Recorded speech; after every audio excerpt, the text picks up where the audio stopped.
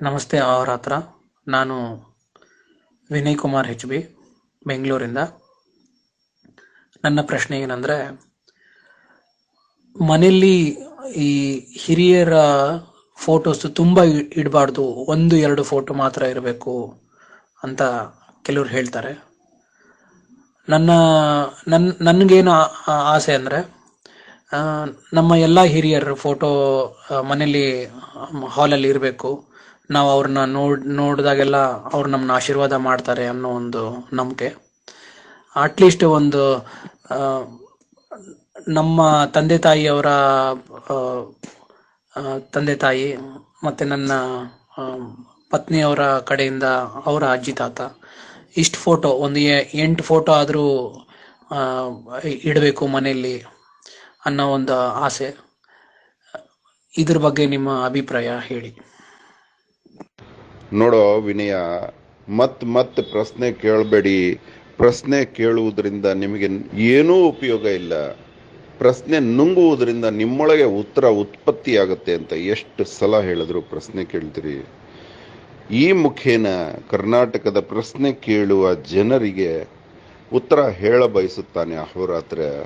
ಎಷ್ಟು ಬಾಲಿಶವಾದ ಜನರಿಗೆ ಅಂಜುತ್ತಿರಲ್ಲ ನೀವು.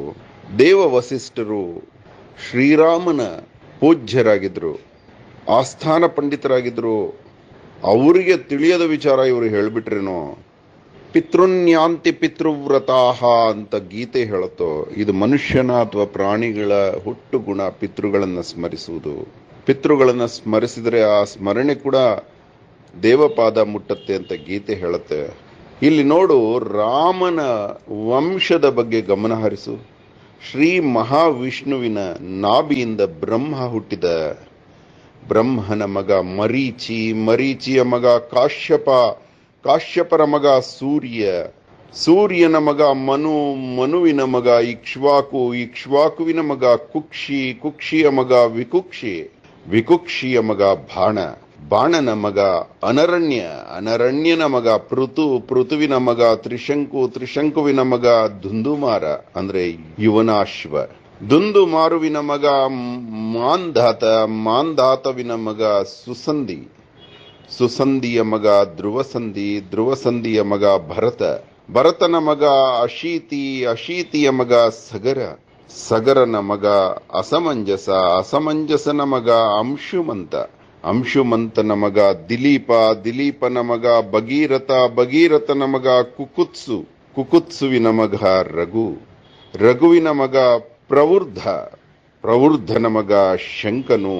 ಶಂಕನುವಿನ ಮಗ ಸುದರ್ಶನ, ಸುದರ್ಶನನ ಮಗ ಅಗ್ನಿವರ್ಣ, ಅಗ್ನಿವರ್ಣನ ಮಗ ಶೀಘ್ರವೇದ, ಶೀಘ್ರವೇದನ ಮಗ ಮರು, ಮರುವಿನ ಮಗ ಪ್ರಶೀಷ್ಯಕ, ಪ್ರಶೀಷ್ಯಕನ ಮಗ ಅಂಬರೀಷ, ಅಂಬರೀಷನ ಮಗ ನಹುಷ, ನಹುಷನ ಮಗ ಯಯಾತಿ, ಯಯಾತಿಯ ಮಗ ನಾಭಾಗ, ನಾಭಾಗನ ಮಗ ಅಜನ, ಅಜನನ ಮಗ ದಶರಥ, ದಶರಥನ ಮಗ ರಾಮ. ಇಷ್ಟೆಲ್ಲ ಯಾಕೆ ಹೇಳಿದ್ದಂದ್ರೆ, ರಾಮನ ಮನೆಯಲ್ಲಿ, ಆ ರಾಮನ ಮನೆ ಪ್ರಜೆಗಳ ದೇವಾಲಯ ಆಗಿತ್ತು. ಆ ಪ್ರಜೆಗಳ ದೇವಾಲಯದಲ್ಲಿ ಇಷ್ಟೂ ಜನರ ವರ್ಣಚಿತ್ರಗಳು ಇತ್ತಂತೆ.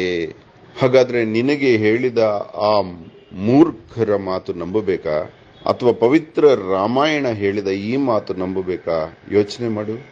ನಿನಗಿಷ್ಟ ಬಂದವರ ಚಿತ್ರ ಹಾಕೊಳ್ಳೋ, ಸರ್ವಭೂತಗಳ ಚಿತ್ರ ಹಾಕೋ. ಅಂದ್ರೆ ಏನ್ ಗೊತ್ತಾ, ಭೂತಗಳು ಅಂದ್ರೆ ಜೀವ ಇರುವ ಎಲ್ಲವನ್ನ ಭೂತಾನಿ, ಸರ್ವಭೂತಾನಿ ಭೂತ ಯಾಂತಿ ಭೂತೇಜ್ಯ ಅಂತ ಕೃಷ್ಣ ಹೇಳ್ತಾನೆ ಗೀತೆಯಲ್ಲಿ. ಅಂದ್ರೆ ಗಿಡ, ಮರ, ವನ, ಪಕ್ಷಿ, ಪ್ರಾಣಿ ಎಲ್ಲಗಳ ಚಿತ್ರನೂ ಹಾಕೋ. ನಿನ್ನ ಪೂರ್ವಜರ ಚಿತ್ರ ಹಾಕೋ, ದೇವತೆಗಳ ಚಿತ್ರ ಹಾಕೋ, ನಿನಗಿಷ್ಟ ಬಂದ ಸ್ನೇಹಿತರ ಚಿತ್ರ ಹಾಕೋ. ಎಲ್ಲ ದೇವಪಾದವೇ ಸೇರುತ್ತೆ. ಪೂಜ್ಯಭಾವ, ಅದು ಕೆಟ್ಟದಾಗೋದಿಲ್ಲ, ಒಳ್ಳೇದೇ ಆಗುತ್ತೆ. ತಲೆ ಕೆಡಿಸ್ಕೋಬೇಡ ಬಂಗಾರು. ಒಳಿತಾಗಲಿ. ಧನ್ಯವಾದ. ಅಹೋರಾತ್ರ.